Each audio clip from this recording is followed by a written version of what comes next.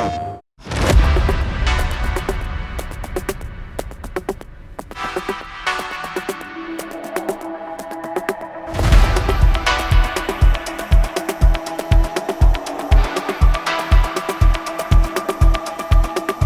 let's see what will happen. Who has called the strategy right? Who will be taking the checkered flag and those all-important 6 points? We're about to find out as Gran Turismo World Series 2 for the Manufacturers' Cup here in Berlin is underway. Drumont and Subaru lead them down towards the first corner, followed by Le Boutellé and then Serrano and then Sejak in the Porsche and the Nissan respectively. Don't expect any dive bombs down into that first corner, but Serrano closing up. I say that, there are some dive bombs taking place as Jura is making hay whilst the sun shines. He's already on the attack against Sejak, but Sejak goes back through on Valerio Gallo. Back to T1. I think there was an incident here with Giorgio Mangano. Contact there. Oh, it's a Supra there. Toyota getting spun. Kind of Brewer, but then Mangano getting spat out by João Jesus there. And now Benelli has got the bit between his teeth because he's got the slipstream and he's got the straight line speed to take advantage of Pol Jura as we come down the Döttinger Höhe. Side by side we go between the Mazda and the Mercedes. It's going to be nice and easy for the Mercedes to go through. But what about, yeah, exactly that, what I was about to say, the Honda, because they're going to get boxed in here. Valerio Gallo loses 1 place,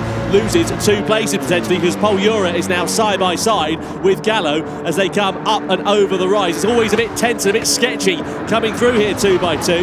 But Gallo just decides to not fight it too hard. But Serrano doing a good job of having built a gap actually to the trio of drivers. I say fairly steady because Jura is now on the attack against Benelli as they go side by side, and the door is going to open here for Gallo. There's a bit of contact in the mid part of that right-hander there as Benelli just sort of almost they merged into one. The upshot is the Brazilian driver drops 2 places. Thomas Le Boutellé as well. He needs to get ahead of the Irish driver in that McLaren as soon as he possibly can, because all the time he's stuck behind him, he's losing track position, losing time that he's then going to have to gain back up later on in the race. And is Murphy going to have anything to do with defending it? He is. He sort of parks the car on the apex there, denies an opportunity for Le Boutellé. So this is music to the ears of Kylian Drumont. Side by side they go.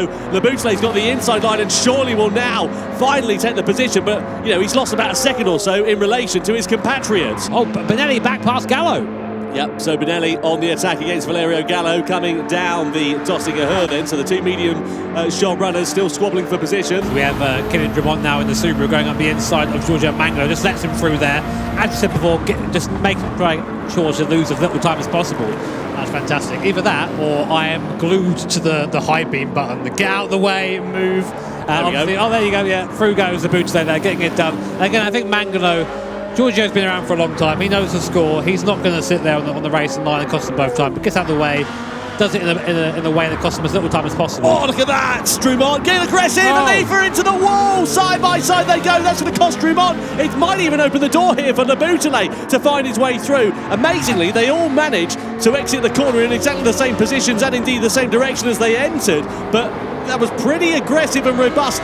A little bit scrappy from Kylian Drumont there. And right now there, Nathan Lever did not allow that, but now putting indicator on after the damage is done, I think. It's all right, I'm sorry, I'll get out of the way. And for good measure, hip check on the way by. These guys are not hanging around, but more importantly, all that time they spent there behind the Lamborghini has meant they've all lost time to the fields. Now let's see what the slipstream is going to be like here for Valerio Gallo and for Lucas Benelli. Jura is surely going to be a sitting duck. Gallo pulls to his inside, and you would imagine you're going to see Lucas Benelli going through before too long. There he is, stage right, and Jura losing 2 places down the Döttinger Höhe. So now you've got a Honda and an AMG in front of a Mazda for second and third at this stage of the race. Now let's see what Gallo can do in the closing stages of this one, as Serrano does finally pit from the race lead. He had no choice, he's got no fuel left. Yeah, he had to box there, comes the Boutellé on. Look at that speed difference there on the Subaru, like it's standing still.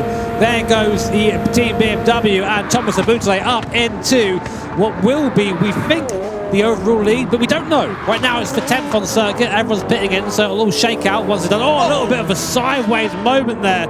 You can see Thomas now really trying to get the hammer down. Oh, look at this, Drumont and Le Boutellé, and Drumont is back through all the while we're wistfully talking about Nissan winning the Manufacturers' Cup. Drumont has sent one through on Le Boutellé for 5th position then. He's got 20 litres of fuel in the car right now to 6 and 4 and 7 from Jesus.